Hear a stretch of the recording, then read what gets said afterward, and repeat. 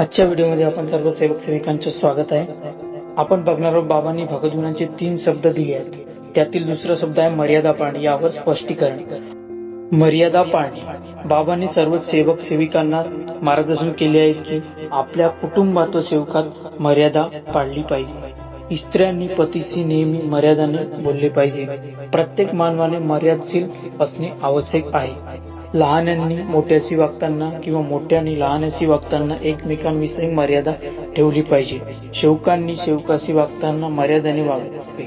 मर्यादा म्हणजे सुशिक्षित, अशिक्षित किंवा गरिबी, श्रीमंती ही मर्यादा नव्हे, तो भेदभाव आहे। सर्व सेवक सेविकांना परमेश्वर सारखेच आहेत। बाबांनी सर्व पूजा बंद केल्या आणि एकाच परमेश्वराबद्दल सांगितले आहे, ही खरी मर्यादा आहे। मर्यादा पाळल्यामुळे आपल्या कुटुंबात व सेवकात व आपसात प्रेम निर्माण होते, त्यामुळे सर्वांना आयुष्यात सुख समाधान मिळते व एकमेकांविषयी प्रेमाची भावना निर्माण होते, त्यामुळे सत्य व्यवहार चालत असतात व त्यामध्ये एकता सुद्धा निर्माण होते। मर्यादा म्हणजे एका व्यक्तीने दुसऱ्या व्यक्तीशी केलेला मान सन्मान। नमस्कार सेवक सेविका,